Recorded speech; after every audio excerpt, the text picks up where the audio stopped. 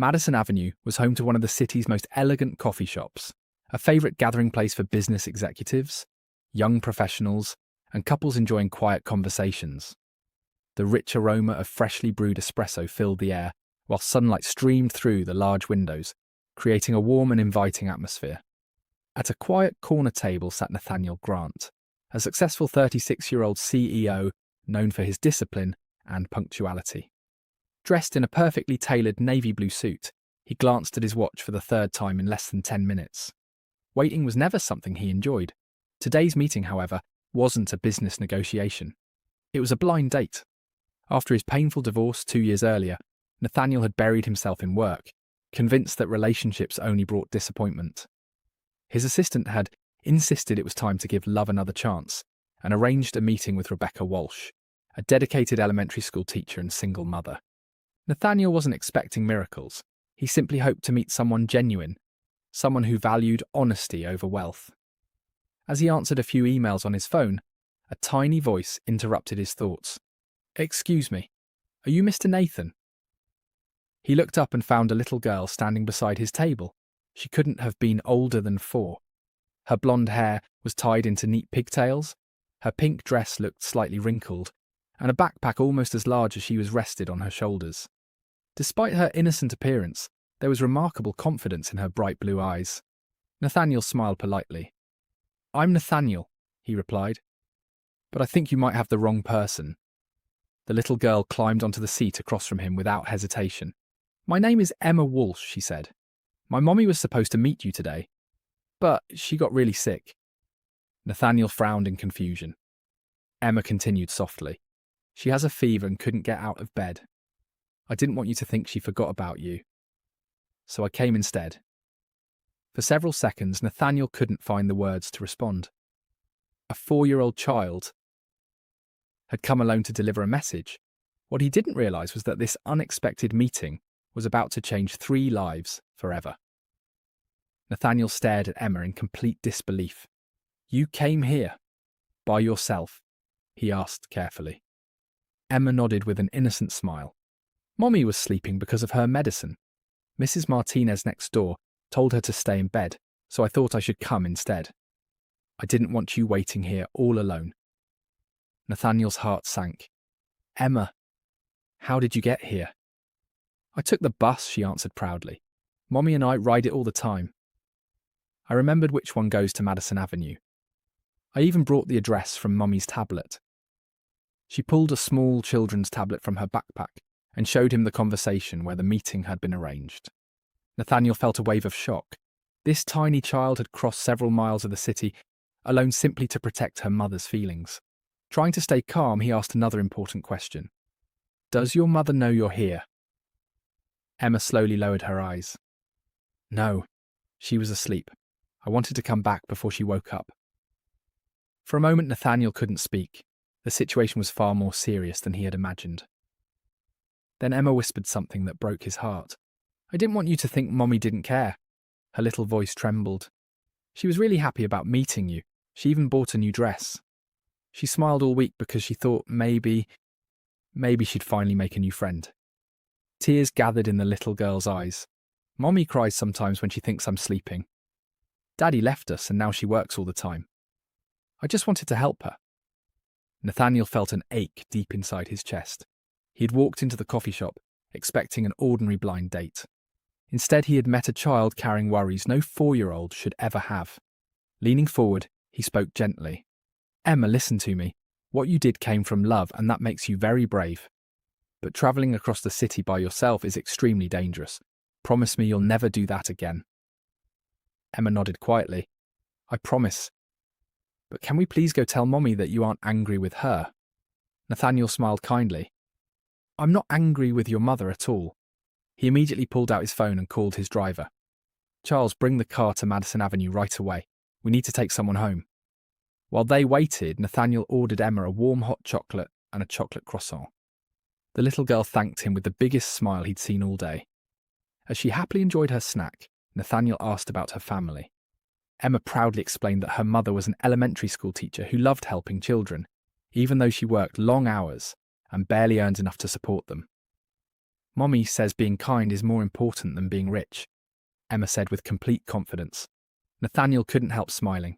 Your mother sounds like a wonderful person. Emma nodded enthusiastically. She's the best mommy in the whole world. A few minutes later, the sleek black sedan pulled up outside the cafe. Nathaniel opened the door for Emma, helping her climb into the back seat. As the car pulled away from Madison Avenue, he couldn't shake one thought from his mind. Who was Rebecca Walsh? If she had raised a daughter this loving, this brave, and this selfless despite everything life had thrown at them, then perhaps this missed date wasn't the end of the story. Maybe it was only the beginning. The black sedan pulled into a quiet neighbourhood several miles away from Madison Avenue.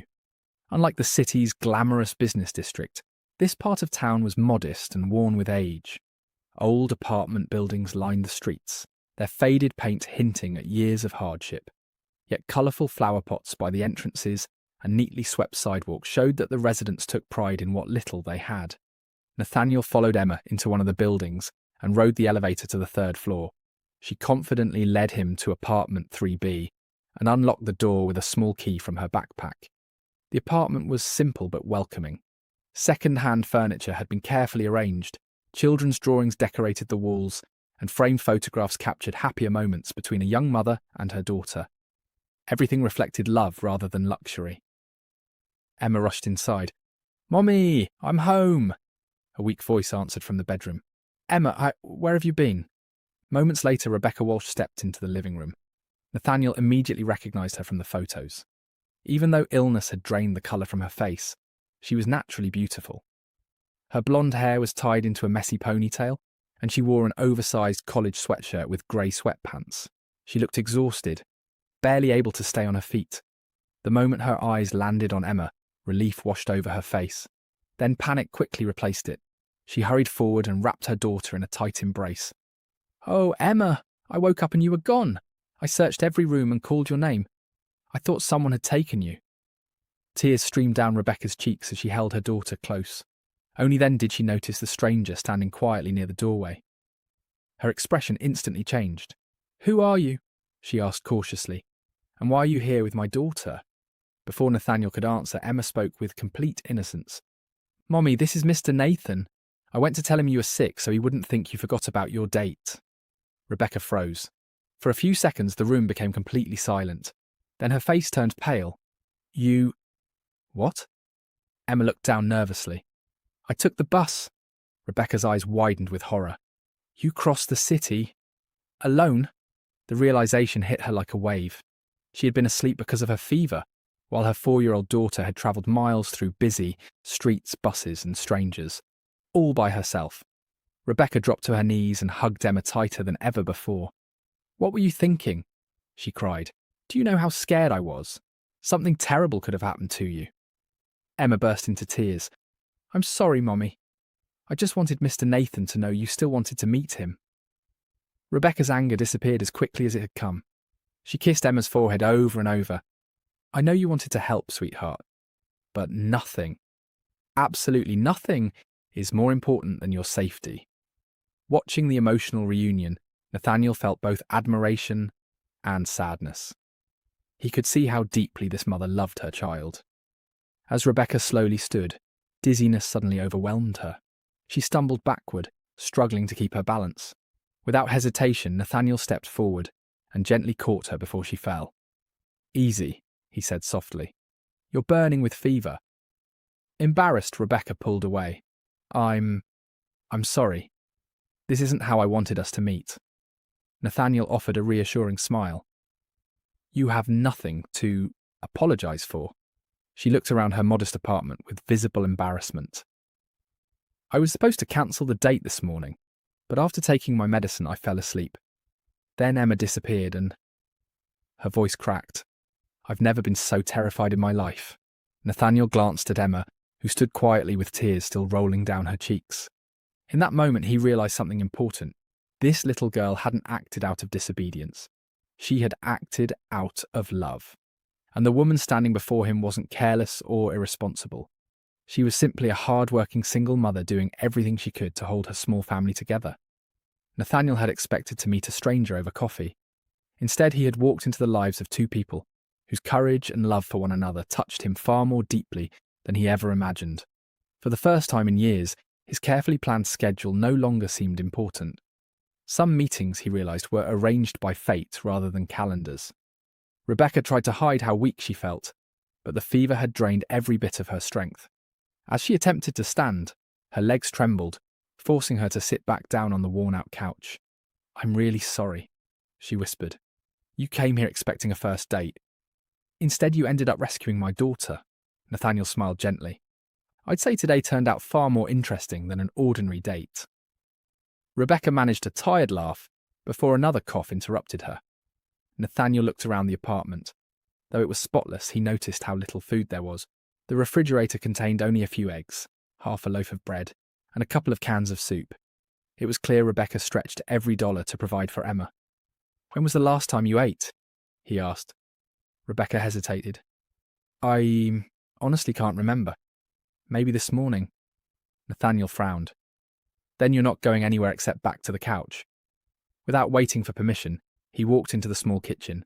A few minutes later, the aroma of warm tomato soup filled the apartment. He toasted slices of bread, poured Rebecca a glass of water, and found her fever medicine beside the sink. Emma watched him with wide eyes. "You cook?" she asked curiously. Nathaniel chuckled. "My mother believed everyone should know how to take care of themselves. She made sure I learned." Emma smiled. "My mommy makes the best pancakes." "I'm sure she does," Nathaniel replied. He carried the tray into the living room and placed it carefully on the coffee table. Rebecca looked at him in surprise. "You didn't have to do this." "I know." "Then, why?" Nathaniel sat in the armchair across from her. "Because kindness shouldn't depend on how well we know someone." For a moment, Rebecca couldn't answer.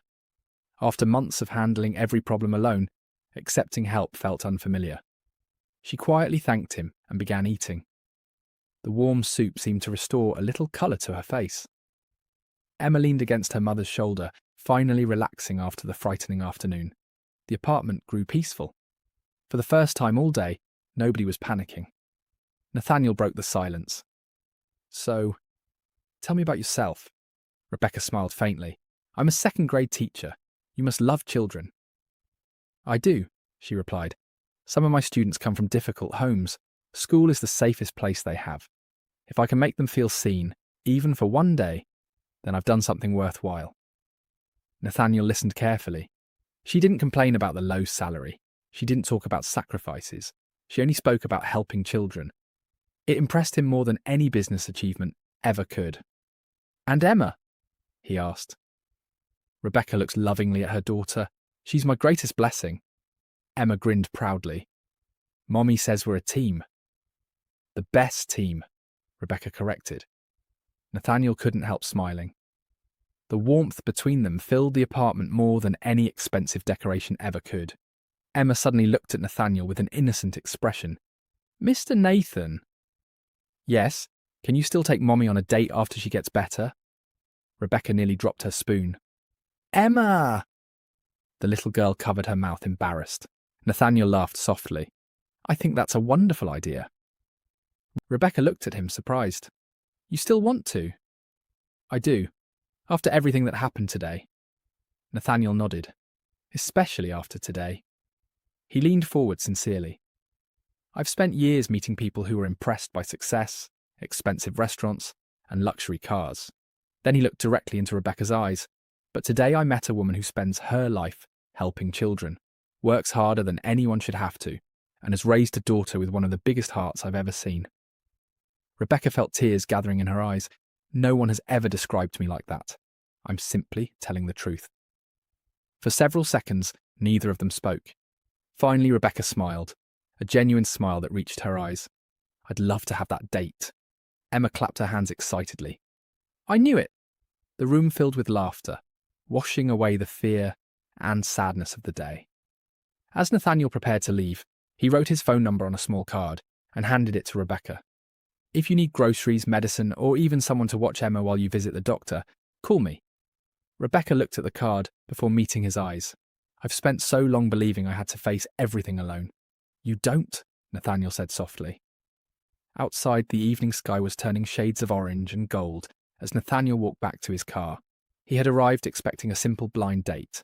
Instead, he had discovered something far more valuable. Not wealth, not beauty, but a family whose love, courage, and quiet strength had touched his heart in ways he never expected. And deep inside, he knew this wouldn't be the last time he knocked on the door of apartment 3B. A week passed before Nathaniel saw Rebecca again.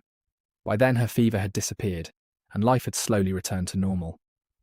Emma was back at preschool. Rebecca had resumed teaching, and the frightening events of that unforgettable day had become a memory they could finally laugh about. On Friday evening, Nathaniel arrived outside apartment 3B, carrying a bouquet of fresh white lilies. When Rebecca opened the door, he was speechless. She was wearing the elegant blue dress she had originally planned for their blind date. Her blonde hair rested softly over her shoulders, and the warm smile on her face made her look even more beautiful than he remembered. "You look amazing," Nathaniel said sincerely. Rebecca blushed. "Thank you. This was actually the dress I bought for our first meeting." Nathaniel smiled. "I'm glad I finally get to see it." Emma suddenly appeared behind her mother with a mischievous grin. Mommy spent almost an hour getting ready. "Emma!" Rebecca laughed, covering her face in embarrassment. Nathaniel chuckled. "I appreciate the honesty." After saying goodbye to Emma, who would spend the evening with their friendly neighbour, Mrs. Martinez, Nathaniel escorted Rebecca to his car. Unlike the expensive restaurants where wealthy executives usually entertain clients, Nathaniel chose a quiet riverside restaurant known for its cosy atmosphere rather than luxury. "I thought somewhere peaceful would be better," he explained. Rebecca looked around the softly lit dining room. "It's perfect." For the first time, they were able to speak without emergencies interrupting them. They talked about childhood memories, favourite books, music, and dreams they had almost forgotten. Nathaniel shared the story of his marriage. "I thought I had everything," he admitted quietly. "Success, money, a beautiful home. But my marriage was built on appearances. When it ended, I realised I'd been loved for what I owned, not for who I was." Rebecca listened carefully. "I'm sorry." He smiled sadly. "It taught me something valuable. Wealth can attract people, but it can't guarantee love." Rebecca slowly nodded. "I understand that." She looked out the window for a moment before continuing. "When my husband left, he didn't just leave me, he left Emma too." Her voice became softer. "One day he simply packed his things and said he'd fallen in love with someone else."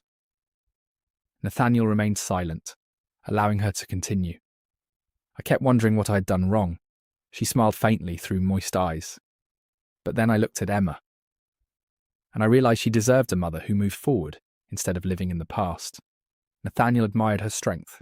"You rebuilt your life. I had no choice, but you did it with grace."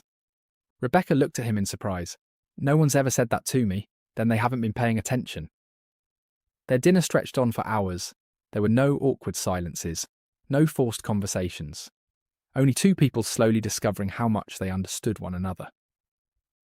As dessert arrived, Rebecca finally asked the question that had been on her mind all evening. "Can I ask you something?" "Of course. Why are you really interested in me?" Nathaniel answered without hesitation. "Because you've never tried to impress me." Rebecca looked confused. "You didn't know I was wealthy when we met. I still don't care. You've never asked about my company."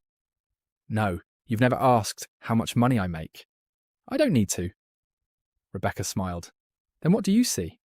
Nathaniel looked directly into her eyes. "I see a woman who wakes up every morning to shape children's futures. I see a mother who sacrifices everything for her daughter. And I see someone who has been hurt deeply, but still chooses kindness instead of bitterness." Rebecca felt tears welling in her eyes. For a long time, she whispered, "I thought no one would ever see me that way again." Nathaniel reached across the table and gently took her hand. "I do." The simple gesture carried more meaning than expensive gifts or grand promises ever could. As they left the restaurant, they walked slowly along the riverside beneath a sky filled with stars. Neither of them wanted the evening to end. When Nathaniel finally drove Rebecca home, they stood quietly outside her apartment building. "I had a wonderful time," Rebecca said. "So did I." She hesitated before smiling. "I'd like to see you again." Nathaniel laughed softly. "I was hoping you'd say that." From an upstairs window, Emma peeked through the curtains. Mrs. Martinez caught her spying and smiled knowingly. "I think your mommy's smiling again." Emma beamed with excitement. "I told you they were going to like each other."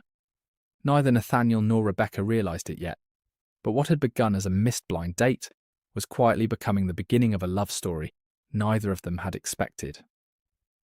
Sometimes, life's greatest blessings arrive disguised as unexpected interruptions, and sometimes all it takes is the courage of a little girl to bring two lonely hearts together. The weeks turned into months, and what had started as an unexpected meeting slowly grew into something neither Nathaniel nor Rebecca had planned. They took their relationship one step at a time. Neither of them wanted to rush. Both carried scars from broken marriages, and both understood that trust wasn't built overnight. It was earned through patience, honesty, and consistency. Nathaniel made no grand promises. Instead, he showed up. He attended Emma's school concerts, cheered at her preschool sports day, and never missed the chance to celebrate even her smallest achievements. Whether it was helping her build a science project, reading bedtime stories, or teaching her how to ride a bicycle in the neighbourhood park. Nathaniel was always there. To Emma, he quickly became more than Mr. Nathan. He became the person she looked for in every crowd. Rebecca watched it all with quiet gratitude. Unlike others she had dated briefly after her divorce, Nathaniel never tried to buy Emma's affection with expensive gifts. Instead, he earned her trust by listening to her stories, answering her endless questions, and making time for her no matter how busy his schedule became. One Saturday afternoon, the three of them visited a local animal shelter. Emma immediately fell in love with a small golden puppy that wagged its tail the moment she approached. "Can we take him home?" she asked hopefully. Rebecca smiled apologetically. "I wish we could, sweetheart, but caring for a puppy is a big responsibility." Nathaniel knelt beside Emma. "Your mum is right. Every animal deserves a family that's ready to care for it every single day." Emma nodded thoughtfully. "Maybe one day." Nathaniel smiled. One day. Rebecca noticed something that touched her deeply. Nathaniel never disagreed with her in front of Emma. Instead, he supported her decisions, reinforcing the values she worked so hard to teach her daughter.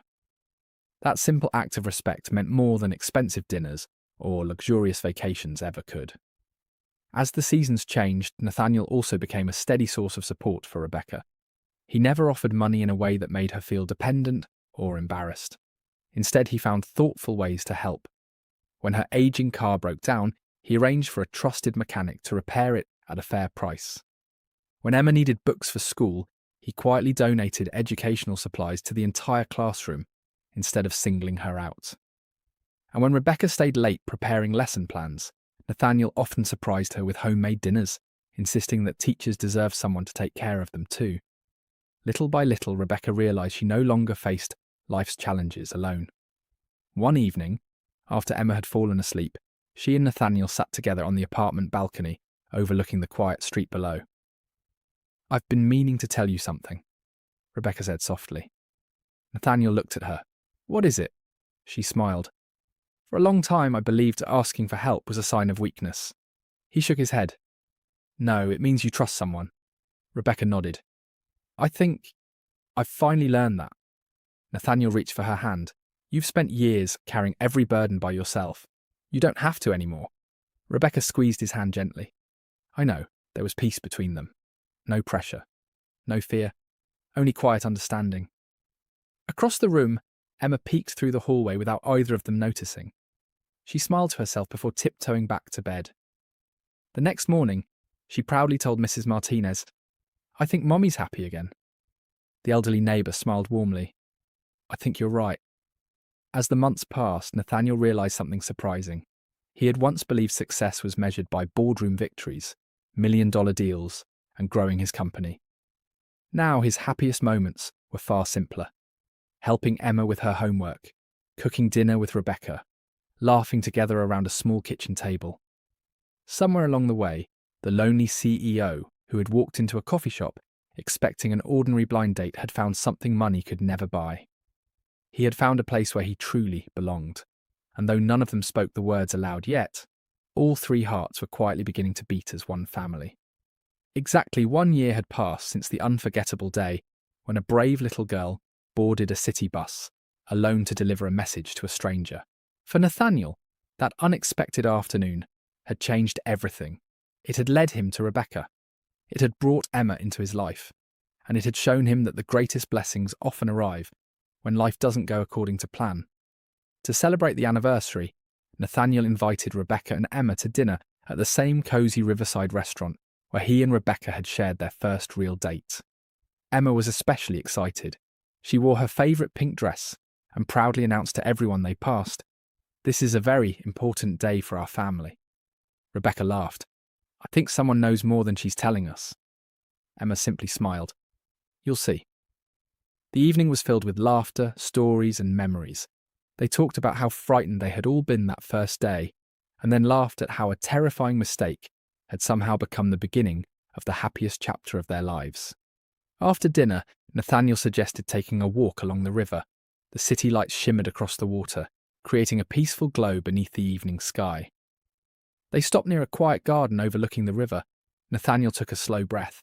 He looked at Emma first. Kneeling down so they were eye to eye, he smiled warmly. "Emma, do you remember the first time we met?" She giggled. "I took the bus all by myself." "You certainly did," Nathaniel replied with a laugh. "You scared me more than anyone ever has." Emma lowered her head. "I'm still sorry." "I know." He gently held her small hands. "But if you hadn't come that day, I never would have met the two most important people in my life." Emma's eyes sparkled. "Really? Really?" He reached into his jacket pocket and pulled out a tiny velvet box. Emma gasped. "Is that what I think it is?" Nathaniel smiled. "It is." He stood, then slowly turned toward Rebecca. For a moment neither of them spoke. The only sounds were the gentle breeze and the water flowing beside them. Nathaniel took Rebecca's hands. "When we first met, I thought I was waiting for a blind date." He smiled softly. "Instead, I found a woman with incredible strength, endless kindness, and a heart that never stopped putting others first." Rebecca's eyes filled with tears. "You taught me that love isn't about wealth or perfection. It's about trust, it's about showing up. It's about choosing each other, every single day." He opened the velvet box, revealing a beautiful diamond ring. "Rebecca Walsh, you gave me a family when I didn't even realise I was searching for one. You made my house feel like a home, and you reminded me that happiness isn't measured by success. It's measured by the people you share your life with." He lowered himself onto one knee. "Will you marry me?" Rebecca covered her mouth as tears streamed down her cheeks.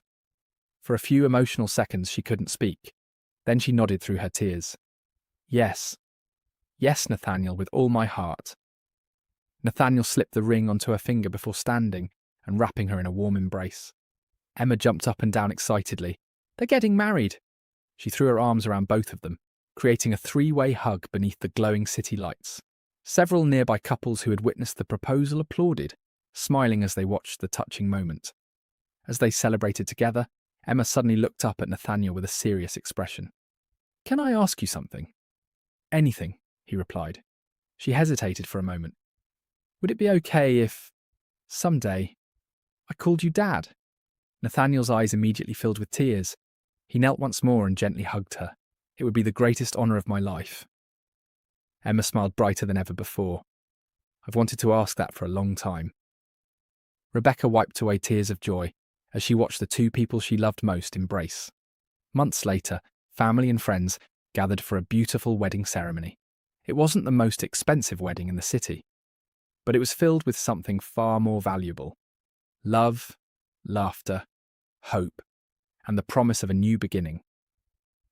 Nathaniel and Rebecca built a life centered not on wealth, but on compassion, honesty, and family. Rebecca continued teaching the children who needed her most.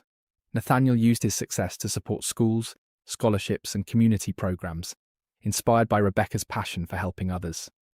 Emma grew up surrounded by unconditional love, never doubting for a single moment that she belonged.